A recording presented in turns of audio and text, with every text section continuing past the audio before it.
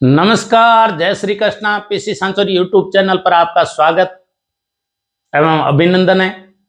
हम राजस्थान की जलवायु पढ़ रहे थे और राजस्थान की जलवायु को प्रभावित करने वाले कारक, राजस्थान की जलवायु की विशेषता और राजस्थान की जलवायु को प्रभावित करने वाली हवाएं, राजस्थान की भौगोलिक स्थिति को, धरातल को प्रभावित करने वाली हवाएं, मौसम के अनुसार राजस्थान में हवाएं कैसे बहती है, पवनें कैसी बहती है और विंड कैसे बहती है, और उन विंड्स के हमने टाइप पढ़े कि किस प्रकार की विंड्स कब बहती है, कौन सी ऋतु में बहती है और कौन सी दिशा से आती है, उनका हमने वर्णन किया। और उन पवनों का भी राजस्थान के जन जीवन पर खूब सारा इफेक्ट होता है, प्रभाव होता है।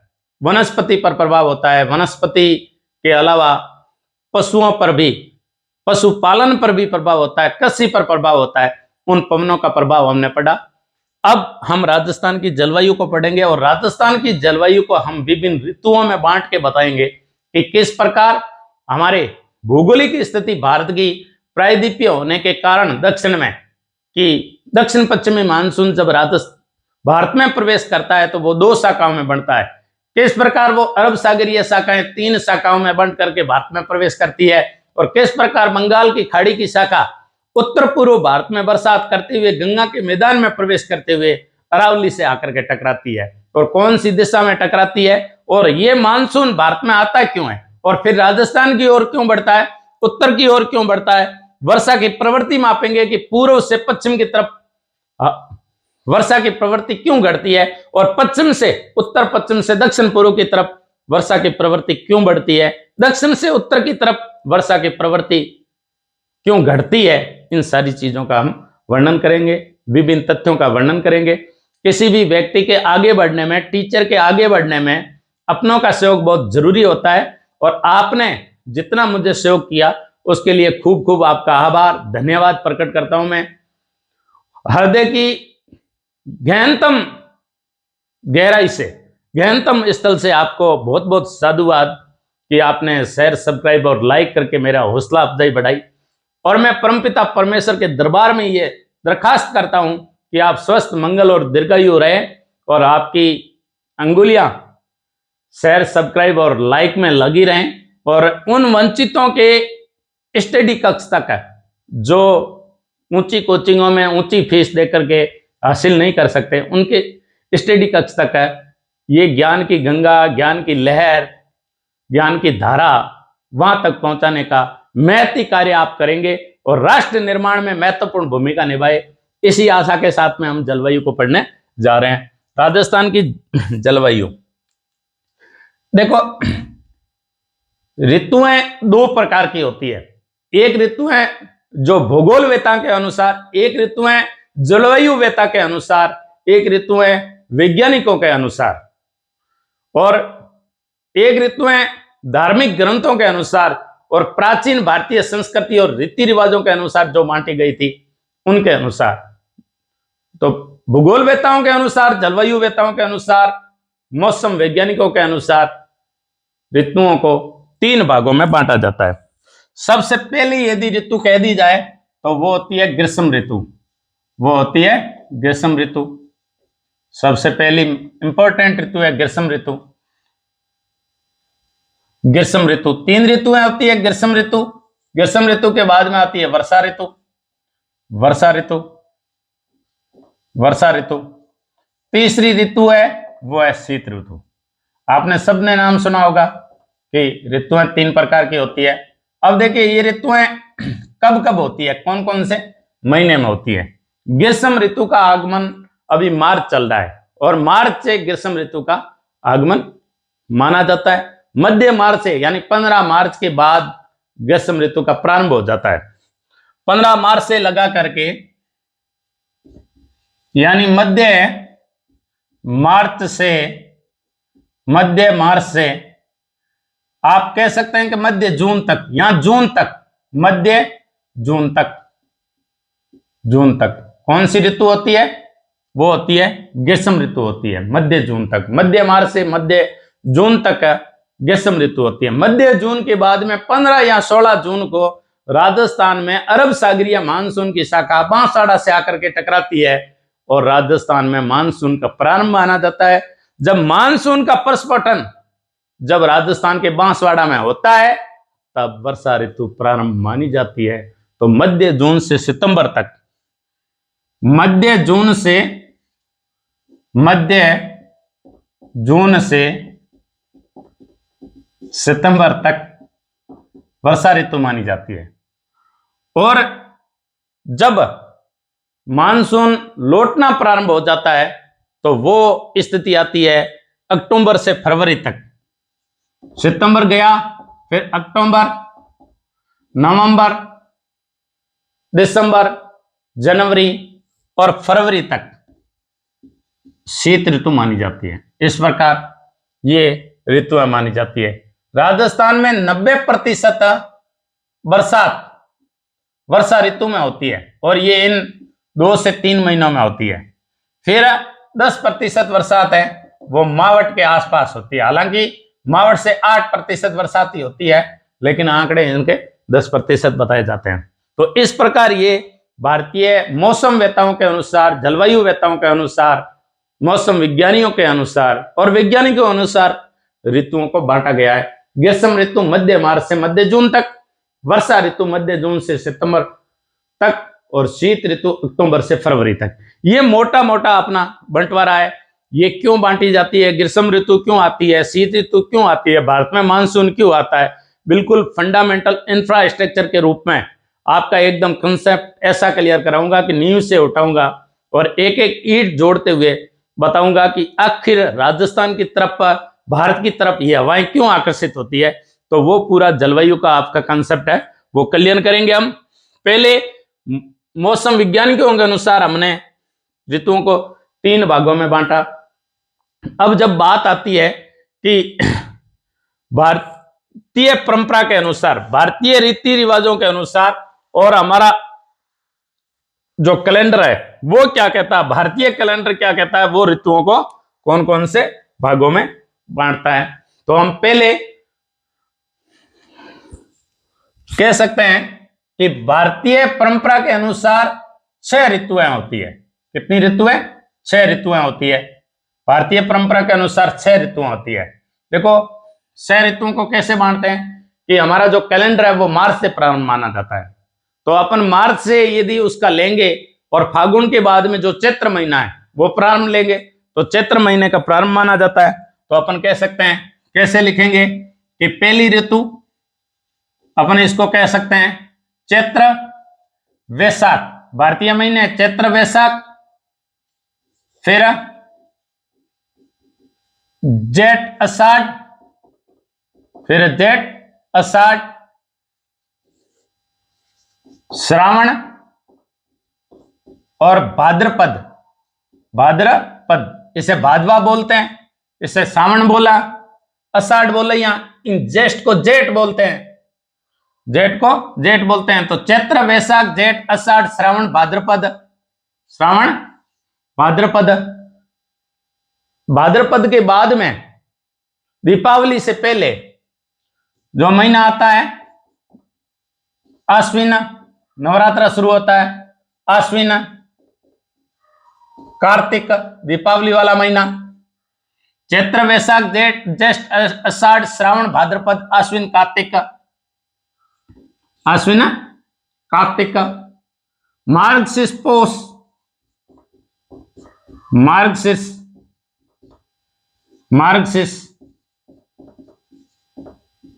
पौष, मार्गशीर्ष पौष, माघ फागुन। ये भारतीय कैलेंडर के अनुसार ऋतुएं हो गई। चैत्र वैशाख ज्येष्ठ आषाढ़ श्रावण भाद्रपद आश्विन कार्तिक मार्गशीर्ष पौष माघ फागुन, ये 12 महीने हो गए।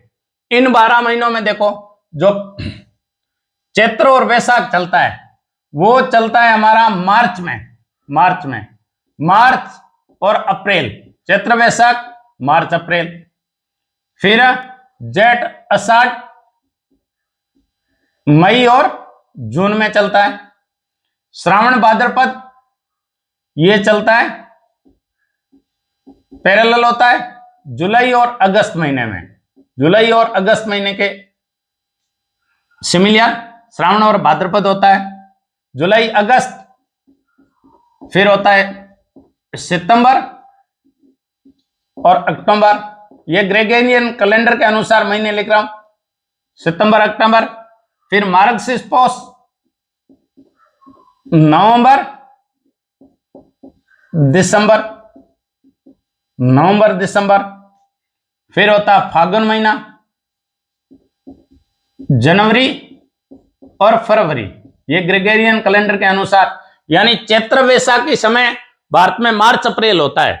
ज्येष्ठ आषाढ़ जो महीने हिंदू कैलेंडर के अनुसार चल रहे हैं, शक संवत के अनुसार चलते हैं, मई जून होता है। श्रावण भाद्रपद जुलाई अगस्त, आश्विन कार्तिक के सिमिलियर सितंबर अक्टूबर चलता है। मार्गशीर्ष पौष के समय नवंबर दिसंबर होता है। माघ फागुन के समय जनवरी फरवरी होता है। अब देखो मार्च अप्रैल जो महीना है बड़ा ही सुहावना होता है, गर्मी और सर्दी दोनों कम हो जाती है, पतझड़ प्रारंभ हो जाता है, नई कोंपले फूट जाती है, सरसों पक जाती है, चारों तरफ से रबी की फसल की बहार होती है, फसलें कटती है, उत्साह उमंग और जोश किसानों का देखते ही बनता है, जनमानस में देखता ही बनता है। और ये जो ऋतु होती है उससे कहते हैं बसंत ऋतु। स्कूलों में बसंत पंचमी मनाई जाती है, वो ऋतु है बसंत ऋतु, बसंत ऋतु। जेठ आषाढ़ मई जून, बसंत के बाद में गर्मी शुरू हो जाती है और उस ऋतु को कहते हैं ग्रीष्म ऋतु, ग्रीष्म ऋतु, ग्रीष्म ऋतु, ग्रीष्म ऋतु।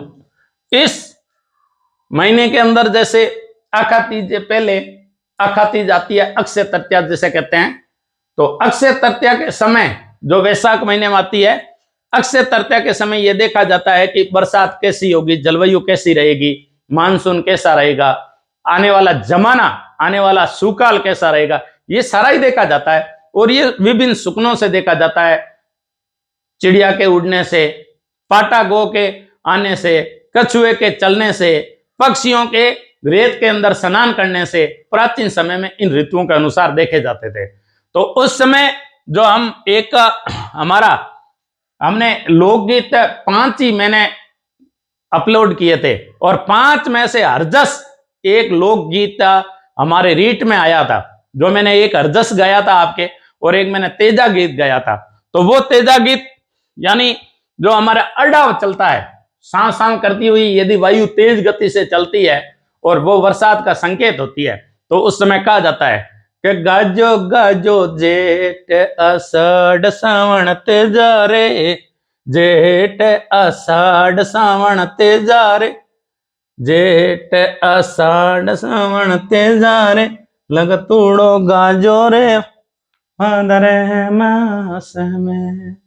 तो ये इस प्रकार का, यानी गाजो गाजो जेठ आषाढ़ कंवर तेजा रे, लगतूड़ो रो गाजो रे सावण भादवो। तो सावण भादवा बरसात शुरू हो जाती है और पहले संकेत हो जाता है कि, क्योंकि तेजा को याद किया जाता है, हल और हाली की राखड़ी बांधी जाती है और उस समय खेत जोतना प्रारंभ कर दिया जाता है और फिर आता है श्रावण भाद्र में हमारी वर्षा ऋतु प्रारंभ हो जाती है, वर्षा ऋतु प्रारंभ हो जाती है, वर्षा ऋतु प्रारंभ हो जाती है। ये होती है श्रावण भाद्र में। फिर अश्विन और कार्तिक के अंदर लगभग अश्विन और कार्तिक के आसपास में वापस वही स्थिति होती है, न गर्मी न सर्दी। तो ये जो ऋतु होती है उसे हम ऋतु को कहते हैं शरद ऋतु। शरद पूर्णिमा मनाई जाती है उस समय, ये वही शरद ऋतु। शरद ऋतु के बाद में हमारा मार्गशीर्ष और पौष, शरद से थोड़ी बढ़ करके, और हेमंत ऋतु। कौन सी ऋतु है? हेमंत ऋतु, हेमंत ऋतु, हेमंत ऋतु। हेमंत ऋतु के बाद में जो ऋतु आती है वो है शीत ऋतु, शीत ऋतु। अब देखो इन ऋतुओं का क्या महत्व है, अपन एक एक करके पढ़ते हैं। देखो चैत्र और वैशाख, चैत्र और वैशाख के अंदर हमारा जो, बाद में बताऊंगा कि 21 मार्च को और 23 सितंबर को दिन और रात बराबर क्यों होते हैं, और 21 जून को राजस्थान का सबसे बड़ा दिन 13 घंटा और 27 मिनट का क्यों होता है? और 21 जून को राजस्थान की सबसे छोटी रात क्यों होती है? 22 दिसंबर को राजस्थान की सबसे बड़ी रात क्यों होती है? और 22 दिसंबर को सबसे छोटा दिन राजस्थान का क्यों होता है? और 21 मार्च और 23 सितंबर को राजस्थान में दिन और रात बराबर क्यों होते हैं? और समर सोलस्टिक्स क्या होता है ये हम बताएंगे कि समर सोलिस्टिक क्या होता है और विंटर सोलिस्टिक क्या होता है, और ऑटम जो इक्विनॉक्स होता है जिसे हम आयनात, ग्रीष्म आयनात, विषु, ये क्या होते हैं, इनके बारे में हम एक एक करके वर्णन करेंगे।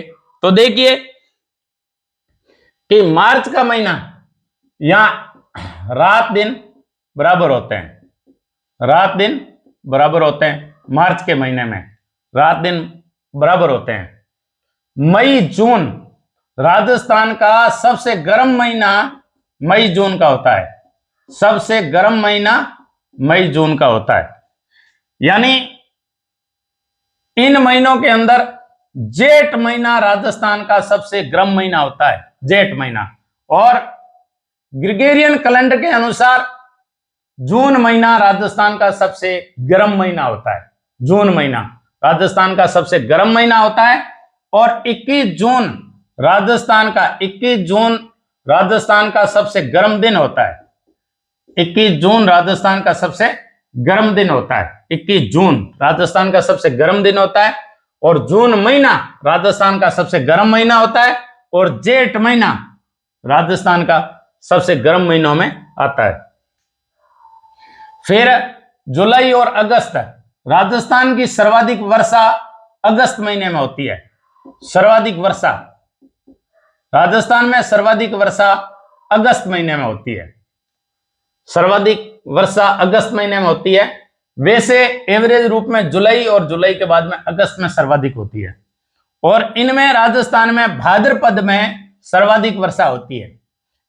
श्रावण महीने में लोहरें चलती है और भादवे में काफी अच्छी बरसात हो जाती है। सितंबर अक्टूबर ये दिन रात को लगभग बराबर होते हैं। तो सितंबर का वापस 23 सितंबर दिन रात बराबर होते हैं। 23 सितंबर दिन रात बराबर होते हैं। मार्गशीर्ष पौष नवंबर महीने में राजस्थान में वायु वेग न्यूनतम होता है, यानी हवा की गति न्यूनतम होती है। हवा की गति न्यूनतम होती है, वो होती है हमारे नवंबर महीने में। नवंबर महीने में सबसे हवा की गति न्यूनतम होती है। और जून महीने के अंदर हवा की गति सर्वाधिक तेज होती है। हवा की गति सर्वाधिक तेज होती है। पो माघ में से माघ महीना सबसे ठंडा महीना होता है, ऐसा कहा जाता है। माघ महीना, पौष और माघ का महीना ठंडा कहा जाता है, पौष और माघ को। इधर राजस्थान का जनवरी महीना सबसे ठंडा महीना कहा जाता है। ठंडा महीना, सर्वाधिक ठंडा महीना जनवरी महीना कहलाता है। जो हमारा दिसंबर है, दिसंबर को 22 दिसंबर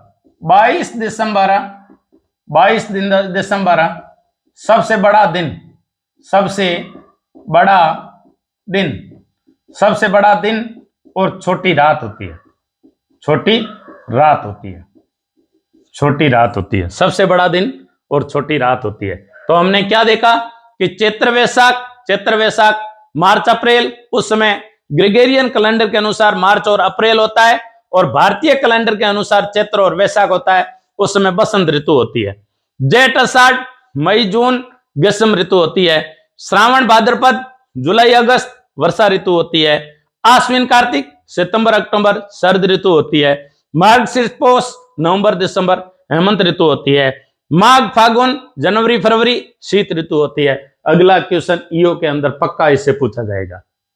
विभिन्न प्रकार के एग्जाम के अंदर इस प्रकार का कोई आपको दे दिया जाएगा। निम्न में से ये क्वेश्चन तो आए हुए हैं, ये शिक्षक भर्ती में ही आया हुआ है कि कौन सा महीना कब चलता है। आपको महीना दे दिया जाता है कि ग्रेगोरियन कैलेंडर के अनुसार नवंबर दिसंबर के समकक्ष भारतीय कैलेंडर का कौन सा महीना चलता है, शक संवत के अनुसार कौन सा महीना चलता है, विक्रम संवत के अनुसार कौन सा महीना चलता है, हिजरी सन फलाना फलाना के अनुसार, उस समय ग्रेगोरियन कैलेंडर के अनुसार कौन सा वर्ष चल रहा होता है, ये क्वेश्चन पूछते हैं। तो जब भी बात आएगी जलवायु की और ऋतुओं की बात आएगी, अगला क्वेश्चन अपना यहां से उठ सकता है। इसलिए ये आप स्क्रीनशॉट लेकर के उसे अपने मनोमस्तिष्क पे अटल पटल पर अमिट छाप छोड़ने के लिए आप इसे स्क्रीनशॉट ले सकते हैं। तो इस प्रकार चलिए, आपने स्क्रीनशॉट ले ली तो मैं एक एक करके बताता हूं कि किस प्रकार हमारा जलवायु के अंतर्गत मानसून का आगमन होता है। मानसून का आगमन होता है, यह बताता हूं कि मानसून का आगमन किस प्रकार होता है।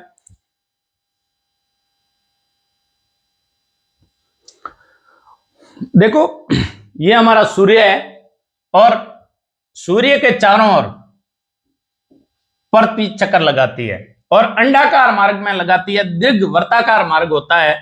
तो इस दीर्घ वर्ताकार मार्ग के अंदर है ये 365 दिन में चक्कर लगाती है। कितने दिन में? 365 दिन में चक्कर लगाती है।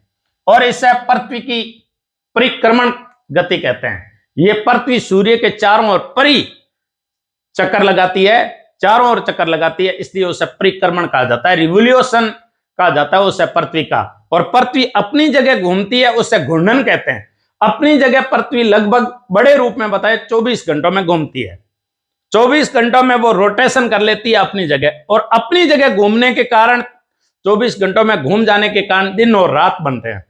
लेकिन पृथ्वी सूर्य के चारों ओर चक्कर लगाती है, जिसे परिक्रमण कहते हैं, रिवोल्यूशन कहते हैं, और उसके कारण ऋतुओं का निर्माण होता है। अपनी जगह घूमती है, दिन और रात बनते हैं, जिसे घूर्णन कहते हैं, रोटेशन कहते हैं। और पृथ्वी सूर्य के चारों ओर चक्कर लगाती है, उसे परिक्रमण कहते हैं, और उससे ऋतुओं का निर्माण होता है, और उसे रिवोल्यूशन कहते हैं। तो इस प्रकार पृथ्वी 12 महीनों के अंदर 365 दिनों में पृथ्वी की यह स्थिति होती है। आज हम मार्च से स्टार्ट करते हैं, और मार्च में पृथ्वी इस प्रकार होती है, यहां होती है, जून में यहां आ जाती है, सितंबर में यहां आती है, और दिसंबर में यहां आती है। 3 महीने बाद में, मार्च के बाद में अप्रैल, मई और जून, फिर जून के बाद में जुलाई, अगस्त और सितंबर, सितंबर के बाद में अक्टूबर, नवंबर और दिसंबर, दिसंबर के बाद में जनवरी, फरवरी और मार्च। इस प्रकार स्थिति होती है। अब देखो, मैं बताता हूं कि भारत की तरफ आखिर मानसून क्यों आकर्षित होता है। मैंने यहां 0 डिग्री खींच दी, बड़े बड़े रूप में बताऊंगा कि पृथ्वी के आड़ी रेखाओं को अक्षांश कहते हैं, और ये 0 डिग्री है, इससे 0 डिग्री अक्षांश कहा जाता है। 0 डिग्री अक्षांश कहा जाता है। ये पृथ्वी के मध्य होने के कारण इसे भूमध्य रेखा कहा जाता है। इसे भूमध्य रेखा कहा जाता है। ये विश्व के मध्य होने के कारण इसे विषुवत रेखा कहा जाता है। ये विश्व को 2 भागों में बांटती है, 0 डिग्री अक्षांश। फिर यदि मोटे तौर पे उत्तर की तरफ 90 डिग्री अक्षांश खींचे गए, 90 डिग्री अक्षांश के अंदर 23.5 डिग्री जो पृथ्वी झुकी है, 23.5 डिग्री उत्तरी अक्षांश, 23.5 डिग्री, 23.5, 23 सही 1/2 उत्तरी अक्षांश, 23.5 डिग्री उत्तरी अक्षांश, इसको हम कहते हैं कर्क रेखा, कर्क रेखा। और 66 डिग्री है, 66 डिग्री उत्तरी अक्षांश, उत्तरी अक्षांश। हालांकि अभी अपने इस जलवायु टॉपिक से अपन उत्तरी अक्षांश को न समझ करके अपने 3 रेखाएं काम आएगी, कर्क रेखा, विषुवत रेखा और मकर रेखा। इसे कहते हैं मकर रेखा, मकर रेखा। ये जो 66 डिग्री उत्तरी अक्षांश है, इसे हम कहते हैं आर्कटिक वृत्त। क्या कहते हैं? आर्कटिक वृत्त, आर्कटिक वृत्त कहते हैं। और ये जो 23.5 डिग्री दक्षिणी अक्षांश है, 23.5 डिग्री दक्षिणी अक्षांश, दक्षिणी अक्षांश, दक्षिणी अक्षांश, ये मकर रेखा कहलाती है। क्या कहलाती है? मकर रेखा कहलाती है। और 67 डिग्री यहां आएगी, उसे हम कहते हैं अंटार्कटिक वृत्त, अंटार्कटिक वृत्त, अंटार्कटिक वृत्त। इसे भी मकर वृत्त कह सकते हैं, इसे भी कर्क वृत्त कह सकते हैं। और यहां जो आता है वो 90 डिग्री दक्षिणी अक्षांश, 90 डिग्री दक्षिणी अक्षांश।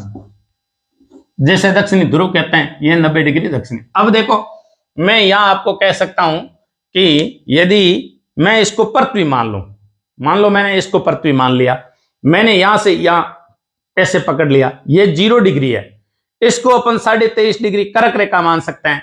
ये ऊपर वाला जो गोला है, ये जो 0 डिग्री से उत्तर का गोला है, ये उत्तरी गोलार्ध है, और ये 0 डिग्री से दक्षिण का जो गोला है वो दक्षिणी गोलार्ध कहलाता है। 0 डिग्री से दक्षिण की तरफ 90 डिग्री खींची गई, ये कहलाता है दक्षिणी गोलार्ध। पृथ्वी का आधा गोला है, इसलिए ये कहलाता है दक्षिणी गोलार्ध। बड़े ध्यान से सुनना। और ये जो 0 डिग्री से जो ऊपर का गोला है वो उत्तरी गोलार्ध कहलाता है। अभी हमारे उत्तरी गोलार्ध और दक्षिणी गोलार्ध से बहुत सारा महत्व है, कि उत्तरी गोलार्ध और दक्षिणी गोलार्ध से बहुत सारा महत्व है। मैं इस पेन को यदि ऐसे मान लूं कि ये पृथ्वी है, यहां मैंने जहां से पकड़ा है वो 0 डिग्री, ये उत्तरी गोलार्ध, ये दक्षिणी गोलार्ध। पृथ्वी 90 डिग्री पे खड़ी नहीं है, पृथ्वी 23.5 डिग्री से झुकी हुई है, और ये पृथ्वी की 4 स्थिति होती है। पृथ्वी की जब 4 स्थिति होती है तो मैं ये बता सकता हूं कि ये सूर्य है और यहां पृथ्वी यहां आ रखी है, तो पृथ्वी ऐसे चक्कर लगाती है इसके चारों।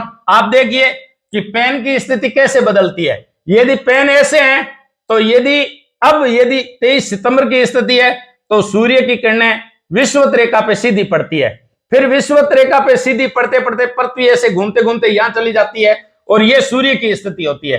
अब दक्षिणी गोलार्ध में सर्वाधिक क्या पड़ रही है? गर्मी पड़ रही है, और दक्षिणी गोलार्ध में मकर रेखा पे सूर्य सीधा चमकेगा। फिर स्थिति आती है जनवरी, फरवरी और मार्च, और मार्च के अंदर ये स्थिति होती है, और मार्च में क्या होता है? वापस विषुवत रेखा पे सूर्य सीधा चमकता है। फिर स्थिति घूमते घूमते ये आ जाती है, और फिर जून महीने में कर्क रेखा पे सूर्य सीधा चमकता है, और फिर ये वापस स्थिति आ जाती है और सूर्य विषुवत रेखा पे सीधा चमकता है। जब सूर्य विषुवत रेखा पे सीधा चमकता है तो इसे विषुव कहते हैं। इसे क्या कहते हैं? विषुव। तो 2 विषुव है, एक ये भी विषुव है। विषुव यानी दिन और रात बराबर होते हैं। 21 मार्च को और 23 सितंबर को दिन और रात बराबर होते हैं। भारत में भी दिन और रात बराबर होते हैं, और विश्व में भी दिन और रात बराबर होते हैं। 21 मार्च और 23 सितंबर को, इसे विषुव कहा जाता है। विषुव कहा जाता है। विषुव को ये भूमध्य रेखा पर हो जाने के कारण इसे इक्वेटर पे होने के कारण इक्विनॉक्स कहा जाता है। इक्विनॉक्स, और यह भी इक्विनॉक्स कहलाता है। EQUINOX, इक्विनॉक्स कहलाता है। इसके समय बसंत ऋतु होती है, इसलिए ये स्प्रिंग इक्विनॉक्स कहलाता है। ये स्प्रिंग इक्विनॉक्स कहलाता है। तो राजस्थान में स्प्रिंग इक्विनॉक्स है, जिसे कहते हैं हम बसंत विषुव। बसंत विषुव, राजस्थान में बसंत विषुव कब होता है? वो होता है 21 मार्च को।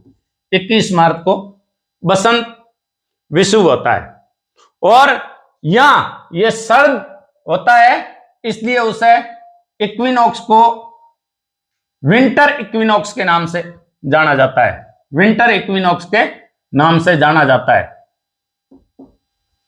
विंटर को किसी और भी भाषा के अंदर विंटर को अपन कह सकते हैं सर्द होता है, सर्द होता है, इसलिए ऑटम इक्विनॉक्स कहा जाता है। ये क्या कहलाता है? ऑटम इक्विनॉक्स कहलाता है। Autumn EQUINOX equinox, autumn equinox कहलाता है। ये ऑटम इक्विनॉक्स, ये ऑटम इक्विनॉक्स है, इसे ऑटम इक्विनॉक्स कहते हैं। इसे स्प्रिंग इक्विनॉक्स कहते हैं। ऑटम इक्विनॉक्स और स्प्रिंग इक्विनॉक्स। ऑटम इक्विनॉक्स होता है, वो होता है सर्द विषुव, और स्प्रिंग इक्विनॉक्स होता है वो बसंत विषुव। बसंत विषुव और सर्द विषुव, इसे सर्द विषुव कहते हैं।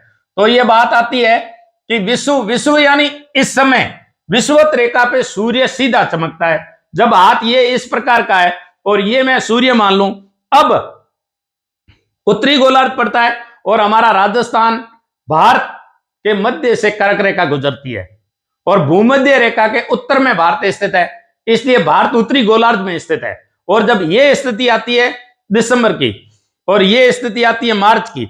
मार्च महीने में पृथ्वी इस प्रकार होती है, तो सूर्य की किरणें सीधी पड़ती है और वो विषुवत रेखा पे पड़ती है, इक्वेटर पे पड़ती है, इसलिए वो स्प्रिंग इक्विनॉक्स कहलाता है। फिर स्थिति चेंज हो जाती है, पृथ्वी घूम करके यहां आ जाती है और सूर्य की किरणें उत्तरी गोलार्ध पे सीधी पड़ती है, और वो 21 जून का महीना होता है जहां सूर्य की किरणें एकदम कर्क रेखा पे सीधी पड़ती है, और उस समय 21 जून का उत्तरी गोलार्ध का सबसे बड़ा दिन होता है। 21 जून का, ये जो 21 जून होता है ये उत्तरी गोलार्ध का सबसे बड़ा दिन होता है, इसलिए राजस्थान का ये सबसे बड़ा दिन है। राजस्थान का सबसे बड़ा दिन, राजस्थान का सबसे बड़ा दिन, और राजस्थान का सबसे बड़ा दिन है, इसका मतलब राजस्थान की सबसे छोटी रात, सबसे छोटी रात, राजस्थान की सबसे छोटी रात कब होती है? 21 जून को। क्यों होती है? क्योंकि पृथ्वी ऐसे चारों ओर चक्कर लगाती है, ये सूर्य पृथ्वी ऐसे चक्कर लगाती है, और ये स्थिति होती है उत्तरी गोलार्ध में कर्क रेखा पे सूर्य की किरणें लंबवत पड़ती है, जिसके कारण उत्तरी गोलार्ध में 21 जून का दिन बड़ा होता है, और बड़ा होने के कारण रात छोटी होती है। और राजस्थान में दिन बड़ा होकर के जो जो हम भूमध्य रेखा से उत्तर की तरफ जाएंगे, भूमध्य रेखा से दक्षिण की तरफ जाएंगे, तो रात और दिन के समय में अंतराल बढ़ता जाएगा, और 21 जून को राजस्थान का दिन बड़ा होकर के हो जाता है लगभग 13 घंटे और 27 मिनट का होता है, 27 मिनट का। इसे कह सकते हैं 13.30, यानी 13 घंटे और 30 मिनट, 13.5 घंटे का लगभग दिन होता है। और इतनी रात कम हो जाएगी, 12 में से रात को अपन कम कर सकते हैं, और उसमें रात छोटी होती है, 12 में से 1.5 घंटा कम कर सकते हैं, तो 12, 11 और 10.5, 10.5 घंटे की रात होती है, 10.5 घंटे की रात होती है। ये राजस्थान की सबसे छोटी रात होती है। राजस्थान में सबसे छोटी रात 10.5 घंटे की होती है, और वो होती है 21 जून को। अपनी नींद भी पूरी नहीं होती है, क्योंकि अपन शाम का जो ब्यालू होता है, जिसे बेलू भी कहते हैं, शाम का जो हम खाना लेते हैं, और जब हम सुबह को जल्दी उठ जाते हैं तो 5:30 और 6 बजे के आसपास अपना सूर्योदय हो जाता है। तो ये राजस्थान की 21 जून का दिन राजस्थान का सबसे बड़ा होता है, 21 जून की रात सबसे छोटी होती है। सर्वाधिक दिन की यदि अवधि कह दी जाए तो 13 घंटे 27 मिनट, यानी लगभग 13.5 घंटे, और यदि सबसे छोटी रात कह दी जाए तो 21 जून को होती है, और 21 जून को जो रात होती है वो लगभग कितनी होती है? 10.5 घंटे की होती है। तो ये स्थिति होती है, इसलिए ये होता है। अब देखो सूर्य घूम करके यहां चला जाता है, और ये सितंबर का महीना होता है। जून के बाद में जुलाई, अगस्त और सितंबर। अब देखो वापस वो इक्विनॉक्स की स्थिति आ गई, और इक्विनॉक्स कौन सी इक्विनॉक्स की? जो है ऑटम इक्विनॉक्स, शरद विषुव, दिन और रात बराबर होते हैं, इक्वेटर पर होते हैं, शरद विषुव की स्थिति हो जाती है, और शरद विषुव के कारण दिन और रात एकदम बराबर होते हैं। अब सितंबर के बाद में अक्टूबर, नवंबर और दिसंबर में ये मैंने दक्षिणी गोलार्ध मान लिया। दक्षिणी गोलार्ध पे मकर रेखा पे सूर्य सीधा चमकता है, और मकर रेखा पे सीधा, देखो ये जो है ये गर्मी का होता है, इसलिए इसे कहते हैं समर स्टिक। क्या कहते हैं? समर सोलस्टिक, समर सोलस्टिक, समर सोलस्टिक कहलाता है। समर सोलस्टिक यानी इसे ग्रीष्म संक्रांति कहते हैं। क्या कहते हैं? ग्रीष्म संक्रांति कहते हैं, ग्रीष्म संक्रांति। विषु का दूसरा नाम विषु आयनात भी कहते हैं, इक्विनॉक्स को आयनात भी कहते हैं। तो ये ग्रीष्म संक्रांति होती है, और ये शीत संक्रांति होती है 22 दिसंबर की। क्या होती है? शीत संक्रांति कहलाती है, शीत संक्रांति। शीत संक्रांति को हम क्या कह सकते हैं? इसे कह सकते हैं विंटर कह सकते हैं, विंटर सोलस्टिक होता है ये क्या होता है? विंटर सोलस्टिक, विंटर सोलस्टिक होता है। तो विंटर सोलस्टिक और सोलर सोलस्टिक। फिर क्या होता है कि 22 दिसंबर को राजस्थान की रात सबसे बड़ी होती है, राजस्थान की रात सबसे बड़ी होती है, सबसे बड़ी होती है। राजस्थान का दिन सबसे छोटा होता है, राजस्थान का दिन सबसे छोटा होता है, राजस्थान का सबसे छोटा दिन होता है, सबसे छोटा दिन होता है। और वो कब होता है? 22 दिसंबर को होता है। राजस्थान की रात सबसे बड़ी, राजस्थान का दिन सबसे छोटा, और जनवरी का महीना राजस्थान का सबसे ठंडा महीना। ठंडा महीना दिसंबर के बाद में जनवरी राजस्थान का सबसे ठंडा महीना। जून महीना राजस्थान का सबसे गर्म महीना। राजस्थान का सबसे गर्म महीना जून महीना। राजस्थान का सबसे गर्म महीना जून महीना होता है, और तापमान लगभग 49 डिग्री सेंटीग्रेड के आसपास पहुंच जाता है एवरेज रूप में। वैसे राजस्थान का एवरेज तापमान 38 डिग्री सेंटीग्रेड रहता है। एवरेज रूप में राजस्थान का जो तापमान है, गर्मी और ठंडा का यदि एवरेज ले लिया जाए तो राजस्थान में 38 डिग्री सेंटीग्रेड राजस्थान का एवरेज तापमान पाया जाता है। तो राजस्थान का सबसे बड़ी रात होती है वो 22 दिसंबर को होती है। राजस्थान की सबसे छोटा जो दिन होता है वो 22 दिसंबर को होता है। 22 दिसंबर को क्यों होता है? क्योंकि यहाँ अपने ये भूमध्य रेखा, इसको मैं उत्तरी गोलार्ध मान लूं, इसको दक्षिणी गोलार्ध मान लूं, और प्रति घूमते घूमते यहां आ जाती है, और दक्षिणी गोलार्ध में सबसे बड़ा दिन हो जाता है। इस दिन दक्षिणी गोलार्ध में सबसे बड़ा दिन होता है। सबसे बड़ा दिन दक्षिणी गोलार्ध में, दक्षिणी गोलार्ध में सबसे बड़ा दिन। उत्तरी गोलार्ध में सबसे छोटा दिन होता है, क्योंकि सूर्य की किरणें मकर रेखा पर सीधी चमकने के कारण दक्षिणी गोलार्ध में सबसे छोटा दिन होता है, सबसे बड़ा दिन होता है। सूर्य की किरणें मकर रेखा पर चमकने के कारण, मकर रेखा पर लंबवत पड़ने के कारण दक्षिणी गोलार्ध में 22 दिसंबर को सबसे बड़ा दिन होता है। इसलिए राजस्थान में उत्तरी गोलार्ध में सबसे छोटा दिन होता है। यहाँ की रात सबसे छोटी होती है, क्योंकि सूर्य लंबवत चमकता है तो किरणें लंबे समय तक गिरती है, इसलिए रात 22 दिसंबर की दक्षिणी गोलार्ध में छोटी होती है। और यहाँ रात 22 दिसंबर को उत्तरी गोलार्ध में और राजस्थान में सबसे बड़ी होती है। 21 जून को यह स्थिति ले ली जाए, 21 जून की स्थिति के अनुसार उत्तरी गोलार्ध का सबसे बड़ा दिन होता है और रात सबसे छोटी होती है। तो यहां रात सबसे बड़ी होगी और दिन सबसे छोटा होगा। विपरीत होगा, यदि 21 जून को उत्तरी गोलार्ध में दिन बड़ा होता है तो दक्षिणी गोलार्ध में दिन छोटा होगा। यदि 21 जून को उत्तरी गोलार्ध में रात छोटी होती है तो दक्षिणी गोलार्ध में रात सबसे बड़ी होगी, और वो इसी दिन होगी 21 जून को।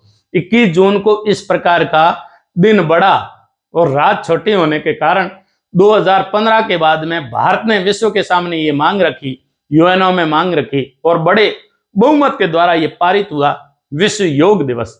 इसलिए विश्व योग दिवस 21 जून को मनाया जाता है, उसी का कारण ये बात है। फिर आ गया हमारा, तो अब देखिए मैंने आपको यह बताया कि जब पृथ्वी ऐसे घूमते घूमते ऐसे घूम रही है, ये सूर्य है, और दक्षिणी गोलार्ध ये इक्विनॉक्स की स्थिति आ गई। फिर ये 21 जून को जब ये मार्च के बाद में जो यूं बढ़ती है, तो देखो उत्तरी गोलार्ध में गर्मी बढ़ रही है।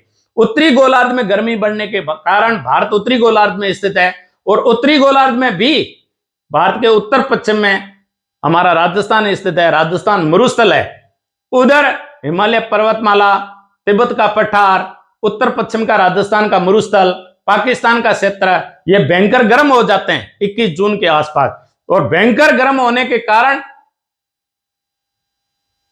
निम्न दाब बन जाता है और हवाएं ऊपर उठने, गर्म होकर के ऊपर उठ जाती है।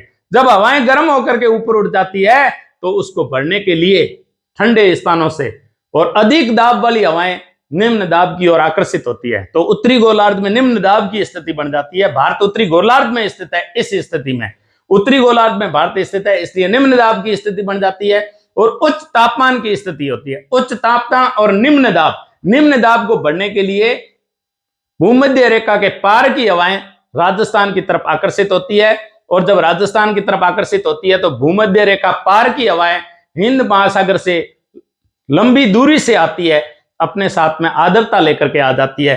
और जब ये इस प्रकार ये भारत की तरफ आकर्षित होती है और भारत में आती है, तब वो मौसम के अनुसार बदली हुई होती है, और इस प्रकार मानसून का आगमन जून महीने के साथ शुरू हो जाता है। क्योंकि भारत का उत्तर पश्चिमी मरुस्थलीय क्षेत्र भयंकर रूप से गर्म हो जाता है, हिमालय पर्वतमाला भयंकर रूप से गर्म हो जाती है, और तिब्बत का पठार भयंकर रूप से गर्म हो जाता है। पाकिस्तान का पोटवार का पठार इस उत्तरी गोलार्ध की स्थिति के कारण और सूर्य कर्क रेखा पर सीधा चमकने के कारण, लंबवत चमकने के कारण निम्न दाब का क्षेत्र बन जाता है। निम्न दाब को पढ़ने के लिए भूमध्य रेखा पार की हवा, ठंडी हवा, उच्च दाब वाली हवा निम्न दाब की ओर आकर्षित होती है और इस प्रकार भारत में मानसून प्रारंभ हो जाता है। आगे बताते हैं कि भारत में मानसून कैसे प्रारंभ होता है, इस स्थिति को बताते हैं।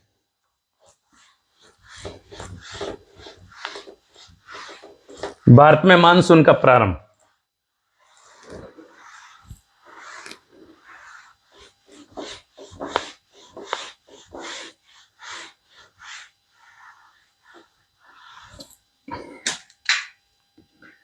देखो, हमारा इंडिया ये भूमध्य रेखा और हमारा इंडिया यहां स्थित है, मैंने ये बताया। और इंडिया के मध्य से कौन सी रेखा गुजरती है? कर्क रेखा गुजरती है। कर्क रेखा गुजरती है, ये कर्क रेखा इंडिया के मध्य से गुजरती है और ये उत्तरी गोलार्ध है। तो भारत कौन से भाग में स्थित है? उत्तरी गोलार्ध में स्थित है। भारत उत्तरी गोलार्ध में स्थित है, उत्तरी गोलार्ध में स्थित है। और ये जो भाग है भूमध्य रेखा के पार का दक्षिण की तरफ, ये दक्षिणी गोलार्ध है, ये दक्षिणी गोलार्ध है, दक्षिणी गोलार्ध है, दक्षिणी गोलार्ध है। जब भारत उत्तरी गोलार्ध में स्थित है, मैंने यहां से ये भूमध्य रेखा, ये मैंने कर्क रेखा बता दी और यहां मैंने 67.5 आर्कटिक वर्त बता दिया। ये उत्तरी ध्रुव है, ये दक्षिणी ध्रुव है, यहां अपन मकर रेखा बता सकते हैं। ये स्थिति अभी मार्च की, और मार्च में सूर्य, ये इस हाथ को सूर्य मान लो, ये स्थिति है और भूमध्य रेखा पर सीधी किरणें पड़ रही है।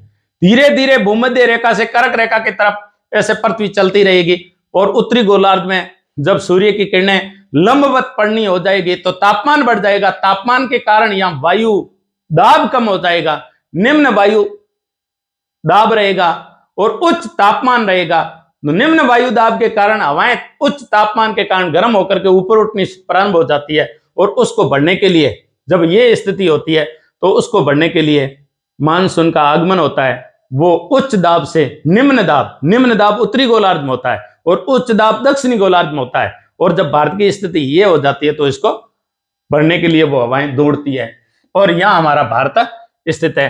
और यहां से जब हवाएं ऐसे चलती है तो भारत के इस स्थिति को बढ़ने के लिए दौड़ती है। इस प्रकार भारत की तरफ हवाएं आकर्षित होती है और ये उच्च दाब का क्षेत्र है। ये जून में उच्च दाब का क्षेत्र है, वो दक्षिणी गोलार्ध है। और उत्तरी गोलार्ध जून के महीने में निम्न दाब का क्षेत्र होता है, ये निम्न दाब का क्षेत्र होता है। अब देखिए क्या है कि ये 0 डिग्री है, ये भूमध्य रेखा है, ये भूमध्य रेखा है।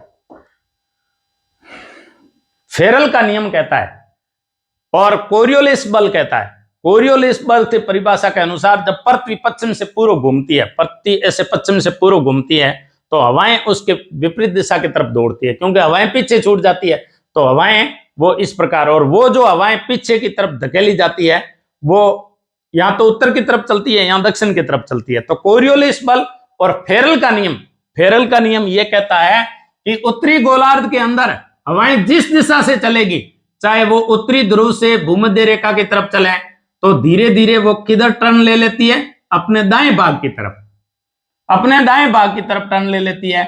और यदि भूमध्य रेखा से उत्तरी ध्रुव की तरफ चल रही है तो वो अपने दाएं भाग की तरफ मुड़ जाती है। ये फेरल का नियम कहता है, ये कोरियोलिस बल कहते हैं। समझने में आसानी रहेगी कि आखिर भूमध्य रेखा से जब हवाएं उत्तरी गोलार्ध में आती है तो कैसी स्थिति होती है, उसको समझने की बात कर रहे हैं। फेरल का नियम कहता है, किसका नियम? फेरल का नियम।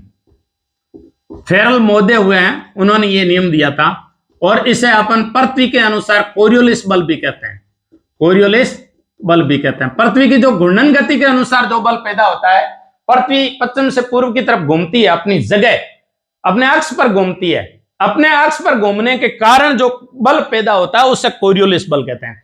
और कोरियोलिस बल एक वैज्ञानिक के नाम पे, कोरियोलिस के नाम पे कोरियोलिस बल रखा गया है और यह पृथ्वी के घूर्णन के कारण पैदा होता है। सर्वप्रथम उन्होंने पता लगाया था कि पृथ्वी के घूर्णन के कारण हवाएं पीछे की तरफ धकेली जाती है, ये एक प्रकार का बल पैदा करती है, उसे कोरियोलिस बल कहते हैं।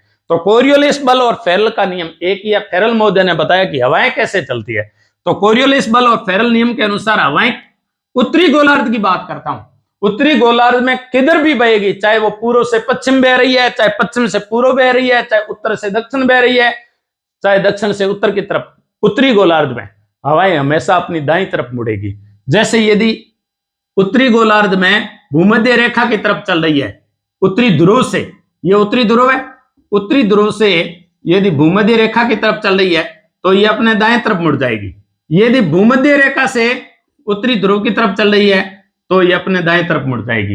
यदि उत्तरी गोलार्ध के अंदर यदि पश्चिम से पूर्व की तरफ चल रही है तो भी ये अपने दाएं तरफ मुड़ जाएगी। और यदि पूर्व से पश्चिम की तरफ कोई हवाएं चल रही है तो भी वो अपने दाएं तरफ मुड़ जाएगी, अपने दाएं तरफ मुड़ जाएगी। और ये दायां भाग हमेशा यहां ऐसे होता है, ये जो भाग है। अब देखो दक्षिणी गोलार्ध की बात करता हूं। फेरल का नियम यह कहता है कि भूमध्य रेखा से दक्षिणी ध्रुव की तरफ जाओगे, दक्षिणी ध्रुव की तरफ जाओगे, दक्षिणी गोलार्ध में हवा हमेशा बाएं तरफ मुड़ती है, उत्तरी गोलार्ध में दाएं तरफ मुड़ती है, दक्षिणी गोलार्ध में बाएं तरफ मुड़ती है। तो यहां बायां कहां हो गया, यहां बायां इधर हो गया, और हवाएं ऐसे मुड़ जाती है। जब हवाएं दक्षिणी ध्रुव से भूमध्य रेखा की, ये दक्षिणी ध्रुव, ये भूमध्य रेखा, भूमध्य रेखा की तरफ जाएगी तो ये अपने बाएं तरफ मुड़ जाएगी। ये बायां भाग है, ये बायां, इधर उधर चलेंगे तब ये बायां होगा, और इधर चलेंगे तब ये बायां होगा। तो ऐसे चलते चलते ये इस दक्षिणी गोलार्ध में हवाएं जिधर भी चलेगी वो अपने बाएं तरफ मुड़ेगी, और उत्तरी गोलार्ध में हवाएं जिधर भी चलेगी दाएं तरफ चलेगी। तो दक्षिणी ध्रुव से जब अपन भूमध्य रेखा की तरफ जाएंगे तो ये बाएं तरफ मुड़ गई, और जब भूमध्य रेखा से दक्षिण ध्रुव की तरफ आएंगे तो ये बाएं तरफ मुड़ गई। यदि पश्चिम से पूर्व की तरफ जाएंगे तो ये बाएं तरफ मुड़ गई, और यदि पूर्व से पश्चिम की तरफ जाएंगे तो ये बाएं तरफ मुड़ गई। ये नियम है, ये फेरल का नियम कहलाता है। देखो फेरल के नियम से हमारे मानसून का, हमारी वर्षा का क्या लेना देना है, उससे क्या बटती है क्या आखिर है, और उससे क्या फर्क पड़ता है, इस बात का हम आगे वर्णन करते हैं कि इनसे हमारा क्या लेना देना है।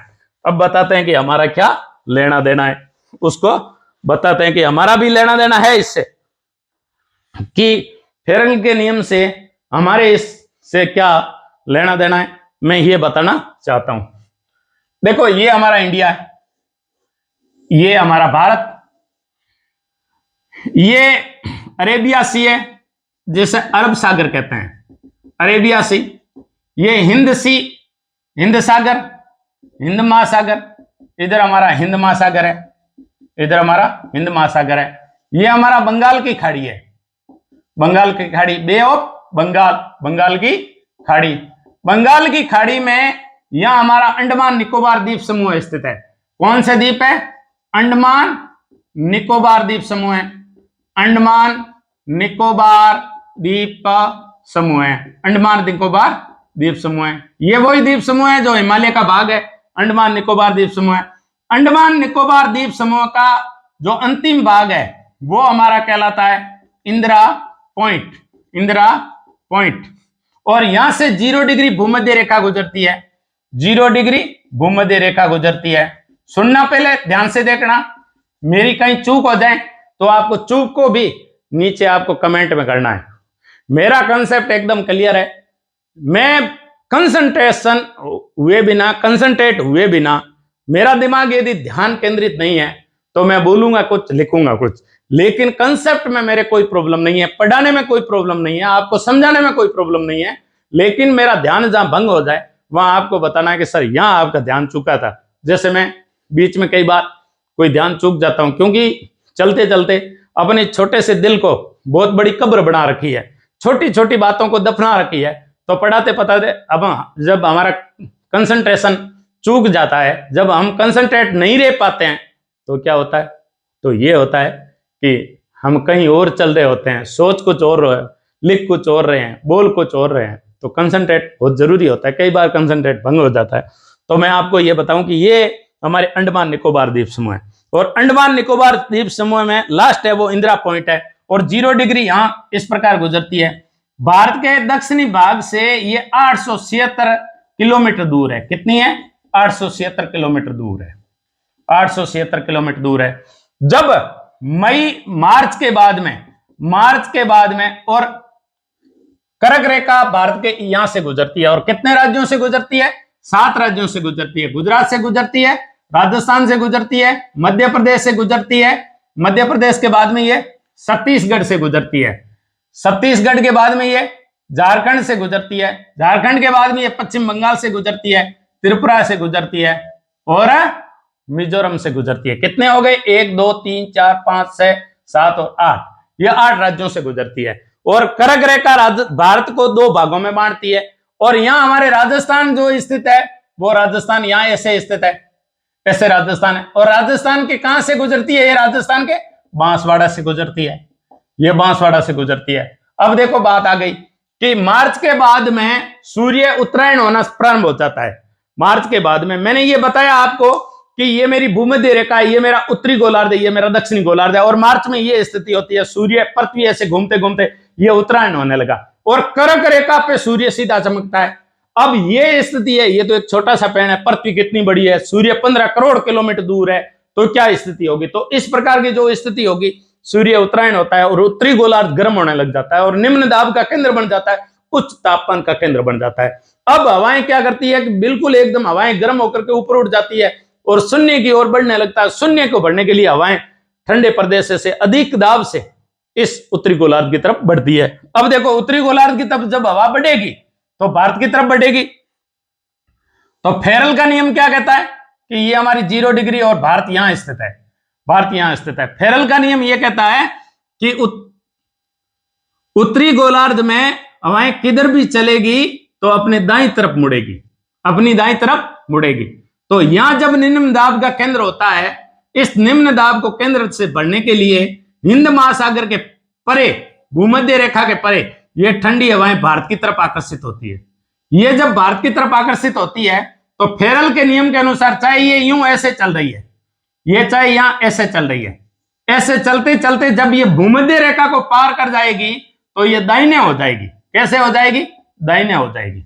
इस प्रकार ये दाहिने की तरफ मुड़ेगी, दाहिने की तरफ मुड़ेगी और ये ऐसे दाहिने की तरफ मुड़ेगी, क्योंकि फेरल का नियम कहता है कि उत्तरी गोलार्ध में अपनी दाईं तरफ होती है, जबकि दक्षिणी गोलार्ध में ये कैसे हो जाती है? अपनी बाईं तरफ हो जाती है। अब देखो ये जो स्थिति होती है, इस स्थिति के अनुसार मैं बताता हूं कि ये नॉर्थ है, ये साउथ है, ये ईस्ट है, ये वेस्ट है और ये जो स्थिति है ये होती है दक्षिणी पश्चिमी, दक्षिणी पश्चिमी, इसे दक्षिणी पश्चिमी कहते हैं, दक्षिणी पश्चिमी। और जब ये स्थिति इस प्रकार ये भारत से ऐसे प्रवेश करती है और इस प्रकार भारत की तरफ बढ़ती है, यानी दक्षिण पश्चिम से उत्तर पूर्व की तरफ बढ़ती है। जब ये दक्षिण पश्चिम से भारत में प्रवेश करती है तब इसे कहते हैं दक्षिणी पश्चिमी, दक्षिणी पश्चिमी। और हमारी जो जलवायु है वो मानसूनी जलवायु है, क्योंकि अरब वेताओं ने सबसे पहले इस मानसून को पढ़ा था, उन्होंने जाना था। और अरब प्रायद्वीप का रहने वाला व्यक्ति अल मसूदी ने इसका विस्तृत तौर पे वर्णन किया था और उसने कहा था कि मौसम के अनुसार बदलने वाली हवा, ये अरबी भाषा का शब्द है। मानसून किसका शब्द है? मानसून अरबी भाषा का शब्द है, अरबी का शब्द है। और अरबी के कौन से शब्द से बना है? मौसम शब्द से बना है, ना कि मौसम से। और मौसम का अर्थ होता है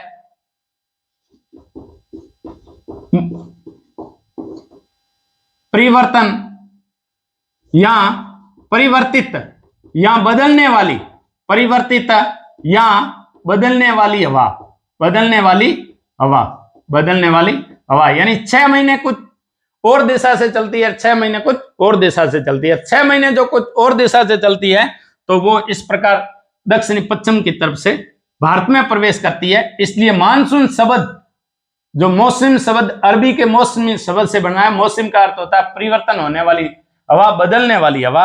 और ये दक्षिण पश्चिमी मानसून कहलाता है, क्योंकि ये भारत में कहां से प्रवेश करता है?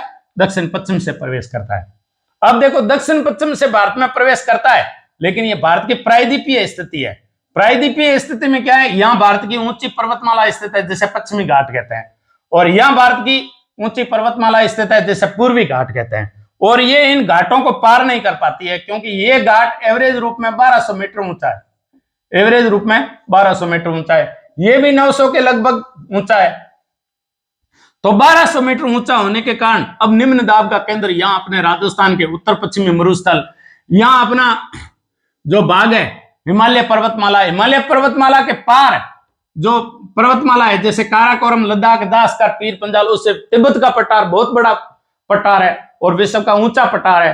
पामीर की गांठ की भांति विश्व का दूसरा सबसे ऊंचा पठार है, सबसे ज्यादा तपता है, उष्ण कटिबंधीय स्थिति हो जाती है, उष्ण स्थिति हो जाती है, तप्त हो जाता है और एक तवा बन जाता है। तवा बनने के कारण निम्न दाब का केंद्र बन जाता है और हवाएं इस तरफ आकर्षित होती है। ये मैं तापीय जलवायु का तापीय सिद्धांत के अनुसार बता रहा हूं। अब मानसून क्यों आता है, भारत की जलवायु क्यों बदलती है, तो भारत के मानसून आने के कई कारण हैं, अलग अलग विद्वानों ने अलग अलग चीज दी है, लेकिन मैं तापीय सिद्धांत के अनुसार बता रहा हूं कि इस प्रकार दक्षिण पश्चिम से भारत में प्रवेश करता है मानसून और दक्षिण पश्चिमी दिशा से प्रवेश करने के कारण यह दक्षिण पश्चिम मानसून कहलाता है। इसे दक्षिण पश्चिम मानसून कहते हैं। मानसून शब्द मैंने बता दिया कि अरबी भाषा के मौसम शब्द से बना है और मानसून का सबसे पहले विस्तृत अध्ययन किया था, उसका नाम था अल मसूदी। अल मसूदी व्यक्ति ने सबसे पहले विस्तृत रूप से वर्णन किया था। हिप्पोकस नाम के व्यक्ति ने मानसून को खोजा था। मानसून को सर्वप्रथम महसूस करने वाला व्यक्ति हिप्पोकस था और लेकिन अल मसूदी ने इसका विस्तृत अध्ययन किया। आगे हम जब ज्योग्राफी की कभी चांद बना तो हम ज्योग्राफी के थिंकर पढ़ेंगे। थिंकर में आपको एक एक थिंकर की जीवनी, उनकी लाइफ स्टाइल, उनकी ऑटोबायोग्राफी, कौन कौन सी उन्होंने पुस्तक लिखी, किताब लिखी, उनके जीवन में क्या झोंके आए, क्या आंधी आए, किस प्रकार उन्होंने विश्व की खोज में अपना सब कुछ न्योछावर कर दिया, वो पढ़ेंगे। तब अल मसूदी के बारे में जरूर पढ़ेंगे। अल मसूदी एक अच्छा भूगोलवेत्ता था और गुम्मकड़ स्वभाव का था और उस अल मसूदी ने सबसे पहले मानसून का विस्तृत अध्ययन किया था।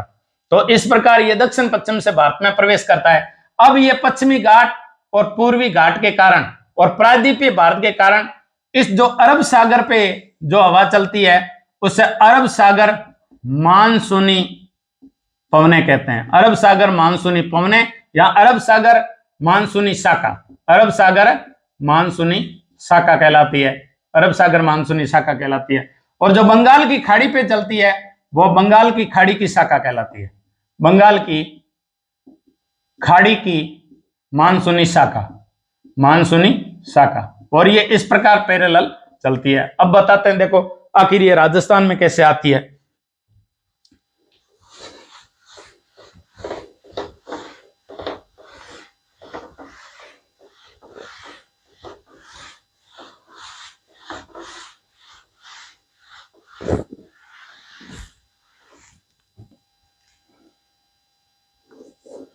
ये हमारा इंडिया और इस प्रायद्वीपीय स्थिति के कारण मैंने बताया कि यहाँ पश्चिमी घाट है, यहाँ पूर्वी घाट है और ये बंगाल की खाड़ी की शाखा पे जो बंगाल की खाड़ी की शाखा है, यहां लिख देता हूं, बंगाल की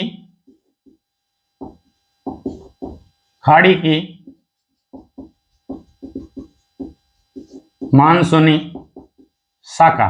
देखो यहां आपने अंडमान निकोबार बताया था, ये सबसे पहले अंडमान निकोबार के इंदिरा पॉइंट पे आकर के दावा बोलती है। इंदिरा पॉइंट पे बरसात करती है। वो महीना मई होता है। 25 मई को भारत में सर्वप्रथम मानसून का आगमन इंदिरा पॉइंट अंडमान एंड निकोबार से होता है 25 मई को।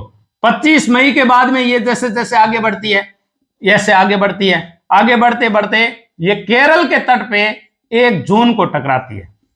1 जून को टकराती है और जब यहां टकराती है तो ये पश्चिमी घाट है और पश्चिमी घाट से टकराते ही 165 मीटर पे 1 डिग्री सेंटीग्रेड तापमान कम हो जाता है और जब हवाएं टकरा करके ऊपर उठती है तो भयंकर ठंड होती है और एकदम वाष्प होती है, जो वो वाष्प संघनन होकर के बरसात में बदल जाती है और अचानक बरसात करती है।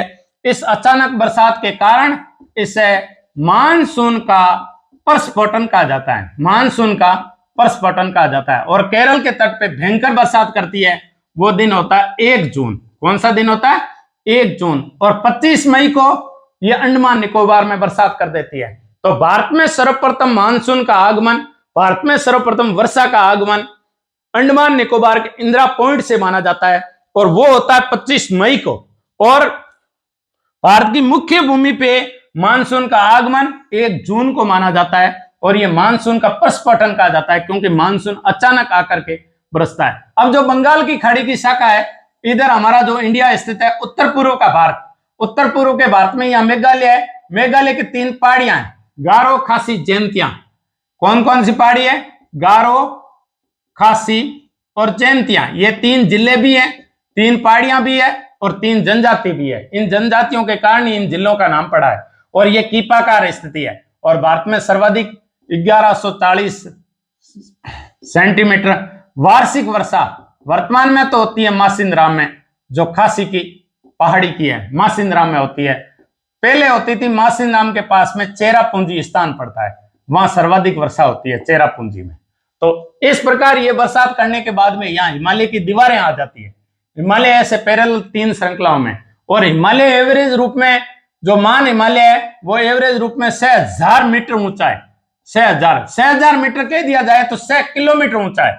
और 100 किलोमीटर ऊंचा बादल किसी भी प्रकार की हवा ऊपर नहीं उठ पाती है, क्योंकि वो आर्द्रता से भरी हुई होती है। बंगाल की खाड़ी से चलती है, हिंद महासागर से आती है, भूमध्य रेखा के पार से आती है, तो उसमें आर्द्रता होती है। आर्द्रता के कारण वो किसी भी हालात में हिमालय को पार नहीं कर पाती है। और हिमालय को नहीं पार कर पाती है तो थोड़ी हल्की जरूर हो जाती है। और यहां से बरसात करने के बाद में अब निम्न दाब का केंद्र कौन कौन सा है? पाकिस्तान का पोटवार का पठार, पोटवार पठार निम्न दाब का केंद्र है। हमारा मरुस्थल निम्न दाब का केंद्र है, हमारा मरुस्थल निम्न दाब का केंद्र है। हिमालय निम्न दाब का केंद्र है, क्योंकि यह पर्वतमाला गर्म हो जाती है, निम्न दाब का केंद्र है। उच्च तापमान पाया जाता है, उच्च तापमान और निम्न दाब का केंद्र है। तिब्बत का पठार भी निम्न दाब का केंद्र है। तो फिर ये यहां से आर्द्रता खो देने के बाद इस निम्न दाब की तरफ बढ़ती है, इस निम्न दाब की तरफ बढ़ती है, जहां उच्च तापमान पाया जाता है उधर बढ़ती है। और ये गंगा के मैदान से राजस्थान की तरफ आकर्षित होती है। और ये शाखा कहलाती है बंगाल की खाड़ी की शाखा, बंगाल की खाड़ी की शाखा। अब देखो, बंगाल की खाड़ी की शाखा पूर्वोत्तर बरसात करने के बाद में बंगाल में, उड़ीसा में, उधर ये उत्तर प्रदेश में, मध्य प्रदेश में, झारखंड में, बिहार में, छत्तीसगढ़ में, मध्य प्रदेश में, इनमें बरसात करने के बाद राजस्थान तक आती है। और अरब सागर की शाखा क्या करती है? देखो, पहले एक शाखा अरब सागर 3 भागों में बढ़ जाती है। कितने भागों में बढ़ती है? 3 भागों में। पहली जो शाखा है वो केरल के मालाबार तट से टकराती है, केरल के मालाबार तट से, केरल के मालाबार तट से टकराती है और यहां भयंकर बरसात करती है। इसे पश्चिमी घाट कहते हैं। पश्चिमी घाट में केरल के मालाबार पे 400 सेंटीमीटर वर्षा होती है वार्षिक। एक शाखा यहाँ जो नर्मदा और ताप्ती घाटियां हैं, ये नर्मदा और ताप्ती घाटी शाखा कहलाती है। नर्मदा और ताप्ती 2 नदियां हैं जो गुजरात में दड़ंगा लगाती है और यहां से ये अंदर प्रवेश करती है और महाराष्ट्र में बरसात करती है। कहां करती है? महाराष्ट्र में बरसात करती है। कुछ भागों में ये कर्नाटक में बरसात करती है और एमपी में बरसात करती है। यहाँ सतपुड़ा आ जाता है, विंध्याचल आ जाती है, वहां से टकरा के ये मध्य प्रदेश में सर्वाधिक बरसात करती है। और यूपी में जाकर के ये किससे मिल जाती है? यूपी में जाकर के ये बंगाल की खाड़ी की शाखा से मिल जाती है। बिल्कुल स्टेप बाय स्टेप पढ़िए। ये बंगाल की खाड़ी की शाखा से यहाँ नर्मदा ताप्ती नदी की अरब सागरीय शाखा, अरब सागरीय दूसरी शाखा है जो नर्मदा ताप्ती की, वो यूपी में जाकर के बंगाल की खाड़ी की शाखा से मिल जाती है। तीसरी जो अरब सागर की शाखा है वो इस गुजरात से राजस्थान में प्रवेश करती है, गुजरात से आगे बढ़ती है और गुजरात से आगे बढ़ करके हमारा राजस्थान यहाँ स्थित है। और जब राजस्थान यहाँ स्थित है तो ये यहाँ आकर के बांसवाड़ा से टकराती है। कौन सी? अरब सागर की शाखा। इस अरब सागर की शाखा से ये सौराष्ट्र से प्रवेश करती है, इसलिए इसे सौराष्ट्र की शाखा कहते हैं। क्या कहते हैं? सौराष्ट्र की शाखा।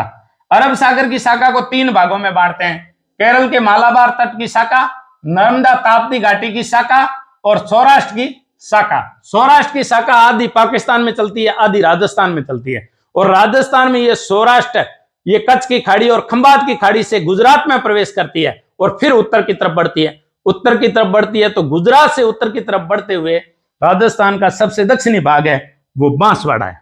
कौन सा भाग है? बांसवाड़ा। अब देखो, भारत को पार कर गई ये सारी शाखाएं और अपन राजस्थान की तरफ बढ़ते हैं। और अब आते हैं हम राजस्थान में मानसून कैसे आता है, वहां बढ़ जाते हैं। बताता हूं मैं आपको एक एक करके। अब देखो, ये अपना राजस्थान है, ये राजस्थान है। अब मैंने क्या बताया कि अरब सागरीय शाखा राजस्थान में सर्वप्रथम आकर के कहां से टकराती है? बांसवाड़ा से टकराती है, बांसवाड़ा टकराती है। और वो महीना होता है 16 जून या 15 जून।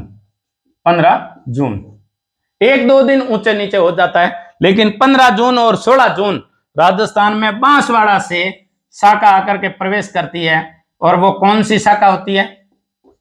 अरब सागर की शाखा। अरब सागर की शाखा राजस्थान में, अरब सागर की शाखा सर्वप्रथम प्रवेश करती है, अरब सागर की शाखा। अब अरब सागर की अपनी यहां अरावली है, अरावली ऐसे अरब सागर की शाखा जब आती है तो यहाँ गुरु सिक्कर है, शेर है, यहाँ जरगा है, यहाँ अचलगढ़ है, देलवाड़ा है, और ये चोटियां ऐसे कीपाकार है। कीपाकार होने के कारण जब अरब सागर की शाखा माउंट आबू पर पहुंचती है, माउंट आबू पर पहुंचती है, तो माउंट आबू पे यह शाखा इसको पार ही नहीं कर पाती है। जब ये माउंट आबू को पार नहीं करती है, आर्द्रता से भरी हुई जो हवाएं होती है वो पहाड़ों से टकरा के ठंडी होने लगती है और वहां भयंकर बरसात करती है। इसलिए माउंट आबू पे राजस्थान में सर्वाधिक वर्षा होती है 150 सेंटीमीटर।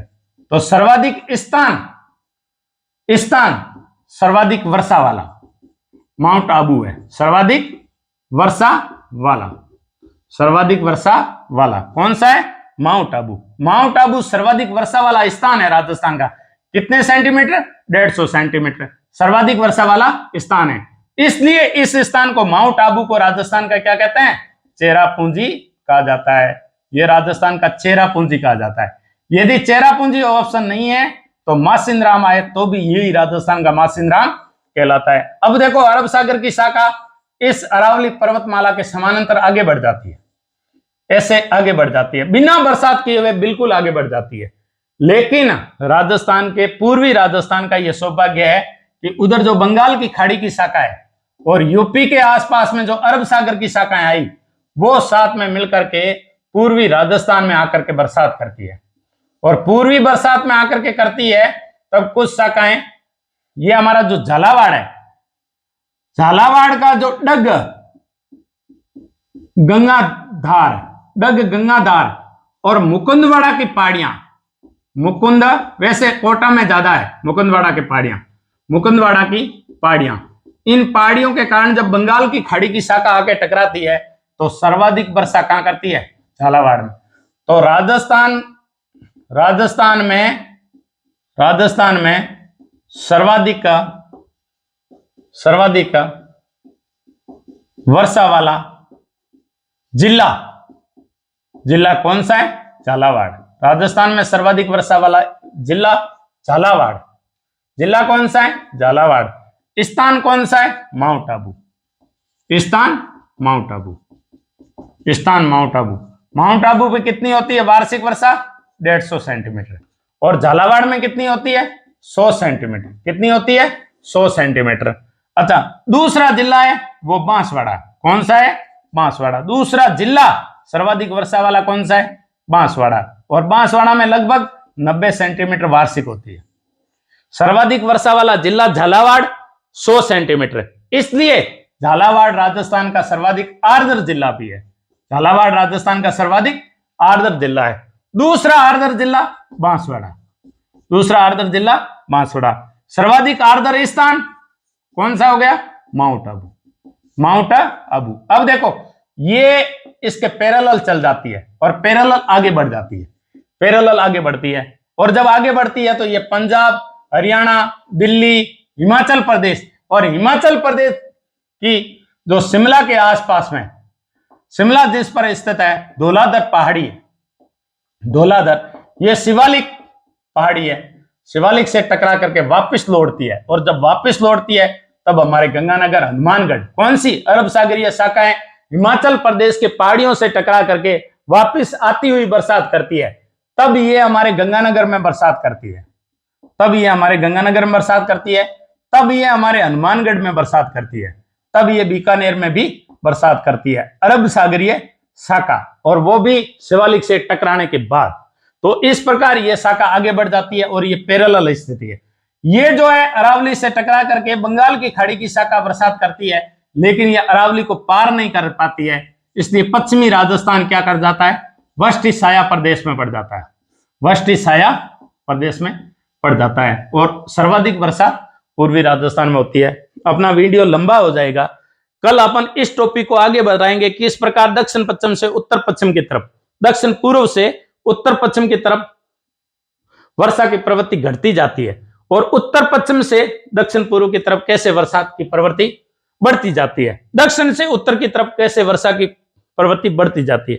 अच्छा, राजस्थान का सर्वाधिक आर्द्र जिला झालावाड़, राजस्थान का सर्वाधिक वर्षा वाला जिला झालावाड़ 100 सेंटीमीटर, राजस्थान का दूसरा सर्वाधिक आर्द्र जिला बांसवाड़ा, राजस्थान का दूसरा सर्वाधिक वर्षा प्राप्त करने वाला जिला बांसवाड़ा, सर्वाधिक वर्षा प्राप्त करने वाला स्थान माउंट आबू, माउंट आबू राजस्थान का चेरापूंजी मासिन नाम कहलाता है, 150 सेंटीमीटर होती है। फिर ये पश्चिम की तरफ बढ़ता है तो सम के दौरों में फलोदी में किस प्रकार की बरसात होती है, कम कहाँ होती है, फिर तापमान कहाँ सर्वाधिक रहता है, इन सारी चीजों को अगले वीडियो में पढ़ेंगे। लास्ट में आपसे एक ही विनती है कि शेयर, सब्सक्राइब और लाइक, यही आपका मोटिवेशन है मेरे लिए कि आप मुझे संबल प्रदान किए और वो जो उत्प्रेरक की जो भूमिका निभाते हैं वो निभानी है। जय हिंद, जय भारत।